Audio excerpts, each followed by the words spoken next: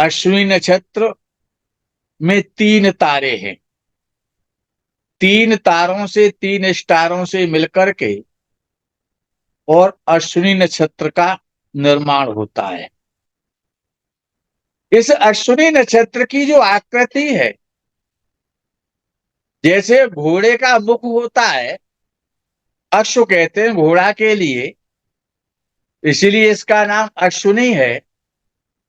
तो इस नक्षत्र का जो आकार है, जो आकृति है, जो बनावट है 3 तारों से, वो घोड़े के मुख के समान है। इसके जो देवता हैं वो अश्विनी कुमार हैं, जिन्हें देवताओं का वैद्य कहा जाता है। अश्विनी कुमार संसार के लोगों के वैद्य नहीं है, लेकिन देवलोक के देवताओं या देवता भी बीमार होते हैं, इसलिए तो वो वहां पर वैद्यगिरी करते हैं अश्विनी कुमार। ऐसा नहीं है कि मनुष्य ही बीमार होते हैं, इंद्रादि देवता भी रोग से पीड़ित होते हैं। ऐसे शास्त्र में अनेकानेक प्रमाण आते हैं।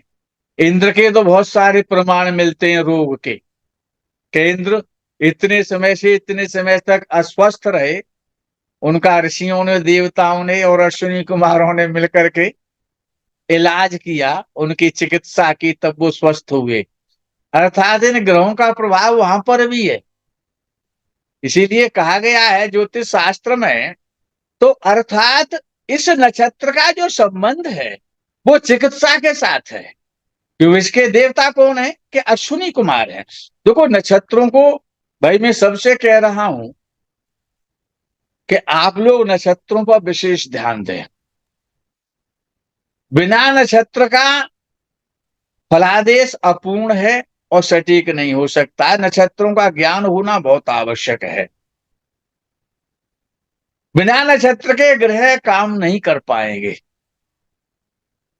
तो इसीलिए क्यों, नक्षत्रों का संबंध ग्रहों के साथ भी है और देवताओं के साथ भी है, रोगों के साथ भी है, व्यवसाय के साथ भी है। हर एक के बिना नक्षत्र के आप चल नहीं सकते। नक्षत्र जो अश्विनी नक्षत्र है, उसने ये बोध कराया कि इस नक्षत्र में जन्म लेने वाला व्यक्ति डॉक्टर, वैद्य भी हो सकता है, चिकित्सक, एमबीबीएस वगैरह हो सकता है, सर्जन हो सकता है। ठीक है ना?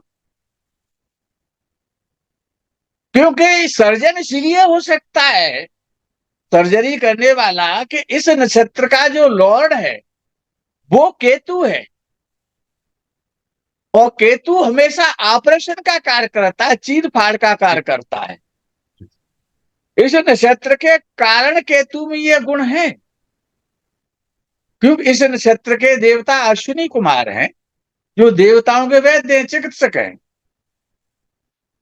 और औषधियां, मेडिसिन, भाई बिना चिकित्सा में, बिना औषधि के तो चिकित्सा हो ही नहीं सकती है ना। तो इसीलिए इस नक्षत्र का संबंध औषधियों के साथ भी है, मेडिसिन के साथ है। अच्छा, इस नक्षत्र, ये अश्विनी कुमार है, इसके जो स्वामी हैं, जो देवता हैं, तो जो अब ये, और घोड़े के मुख जैसे इसकी आकृति है, तो अर्थात ये, इसका संबंध अश्व के साथ है, घोड़े के साथ है, हॉर्स के साथ। हाँ, तो इस नक्षत्र में जिसका जन्म होता है वो एक सैनिक भी हो सकता है, घुड़सवारी करने वाला, एक योद्धा भी हो सकता है, और उसके बॉडी में बड़ी चंचलता होगी, स्फूर्ति होगी। वो एक रेसलर भी हो सकता है, रेसर भी हो सकता है, एक सैनिक भी हो सकता है, क्योंकि ये सभी काम शक्ति वाले हैं। और घोड़े में, घोड़े की शक्ति से ही तो शक्ति का आंकलन किया जाता है, उसी के आधार पर तो हॉर्स पावर बनाया गया शब्द।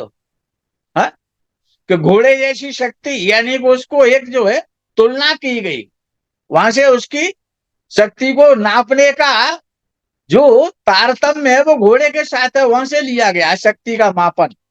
अच्छा, अब कोई डॉक्टर है तो वो किसी शहर में प्रसिद्ध हो सकता है, किसी जिले में प्रसिद्ध हो सकता है, किसी हॉस्पिटल में प्रसिद्ध हो सकता है।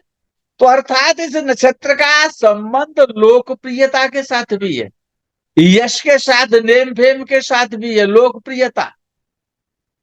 और सोशल वर्कर भी हो सकता है ऐसा व्यक्ति। भाई जितने भी व्यक्ति आते हैं इसके पास, डॉक्टर के पास, उसके रिश्तेदार थोड़े होते हैं, घर के थोड़े ही होते हैं, वो सभी बाहर के लोग होते हैं ना, तभी तो वो सोशल होता है। तो ऐसा, अच्छा, ऐसा व्यक्ति बहुत खर्चा करने वाला होता है, ऐसा व्यक्ति अत्यव्ययी होता है, ऐसा लिखा गया है, बहुत ज्यादा खर्च करता है। ऐसे व्यक्ति की जो स्पीड होती है, जो चलता है, जब वो उसकी गति होती है, वो बहुत जल्दी चलता है, हमेशा जल्दी जल्दी चलने वाला, ऐसा व्यक्ति धावक हो जाता है। अच्छा, ये अब पहले तो जब ये ज्योतिष शास्त्र लिखा गया था, देखो हमेशा याद रखना, ज्योतिष शास्त्र का निर्माण कलयुग में नहीं हुआ है, ऐसा मत सोच लेना कभी भी। कभी कभी जो हमारे पास बहुत सारे अपॉइंटमेंट जो आया करते हैं डेली, उनमें एक सज्जन ने कहा, कल की घटना थी ये, उन्होंने कहा कि ज्योतिष का निर्माण तो आचार्य जी और महात्मा बुद्ध के समय में हुआ था। तो हमने उनसे कहा, मैंने, ये तो आप कल की बात कर रहे हैं, अरे थोड़े पीछे जाकर के बोलते तो अच्छा भी लगता।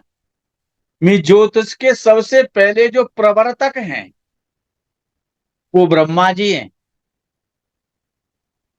ये श्लोक आता है एक ज्योतिष शास्त्र में, मैं कभी नोट कराऊंगा तुम्हें।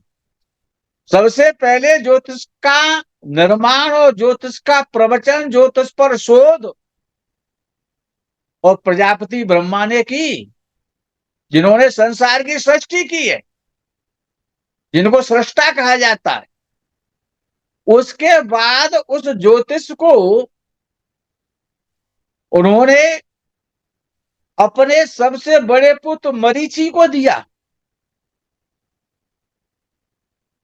तो मरीचि ऋषि ज्योतिष के प्रवर्तक हुए, अत्रि हुए, अंगिरा हुए, फिर नारद जी हुए, नारद जी के बाद वशिष्ठ जी हुए। अरे उसके बाद की पाराशर जी का नंबर आता है भाई।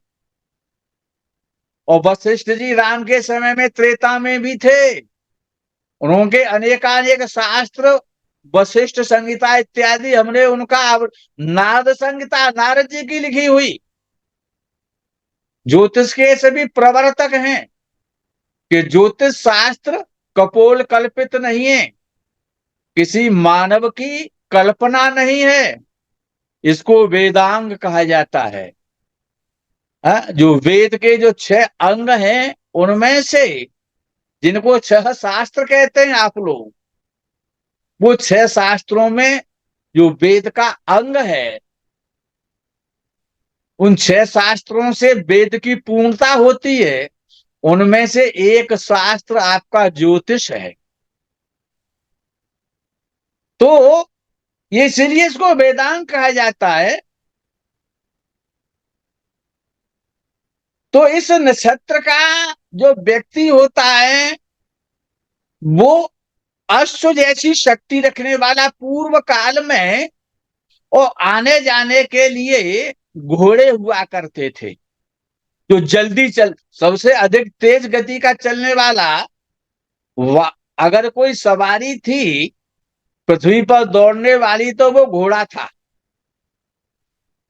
तो इस, अब आजकल जो आधुनिक समय है, अब उसमें तो वाहन भी हो गए, मोटर है, कार है, बड़े छोटे वाहन भी हैं, 2 व्हीलर हैं, 3 व्हीलर हैं, जो भी है। तो इसका संबंध वाहन के साथ भी है। अश्विनी नक्षत्र जो है, वो अश्व के साथ संबंध होने के कारण इसका संबंध मोटर वाहन आदि के साथ भी है। पुराणों के आधार पर अश्विनी कुमार 2 भाई हैं, अकेले नहीं अश्विनी कुमार, वो जुड़वा पैदा हुए थे। इसीलिए इस नक्षत्र से किसी भी प्रकार का यदि किसी व्यक्ति का संबंध बनता है, तो वो 2 जुड़वा भाई भी दे देता है। जो ट्वेंस होते हैं ना, ट्वेंस, जुड़वा भाई जो, तो इसका संबंध जुड़वा के साथ भी जो जो जुड़वा बच्चे पैदा हुआ करते हैं, तो मंगल अगर इस नक्षत्र में है, किसमें? अश्विनी नक्षत्र में, तो कभी कभी ऐसा भी देखने में आता है कि दो जुड़वा भाइयों का जन्म हो गया, तो मंगल भाई का कारक है ना, और ये नक्षत्र भी जुड़वा से संबंध रख रहा है, और अश्विनी कुमार जुड़वा पैदा हो चुके हैं,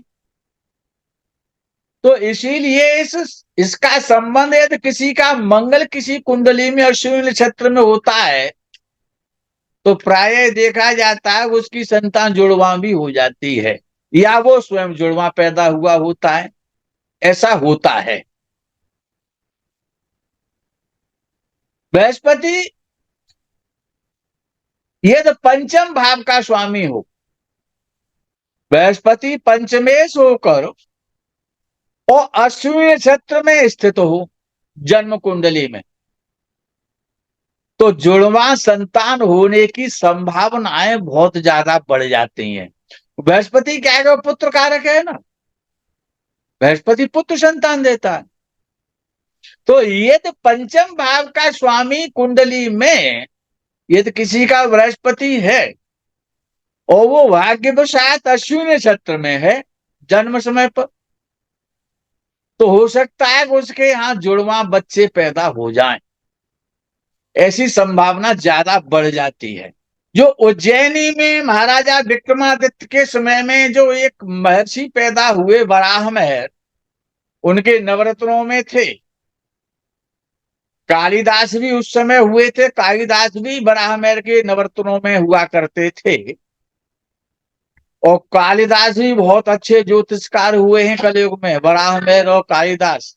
वहां पर कालिदास जी लिखते हैं, वराह महर जी लिखते हैं अपने बृहद जातकम में कि अश्विनी नक्षत्र में जन्म लेने वाला व्यक्ति बहुत ज्यादा सजावट प्रिय होता है, सज धज के रहने वाला होता है, अपने घर को सजा करके रखता है, अपने स्टडी रूम को, अपने ऑफिस को, स्वयं को, अपने हाउस को, अपने बेडरूम को बहुत ज्यादा सजावट करने वाला होता है। उसे सजावट से, श्रृंगार से, सजावट से, आभूषणों से, सुंदर सुंदर वस्त्रों से, और उसको बड़ा प्रेम होता है,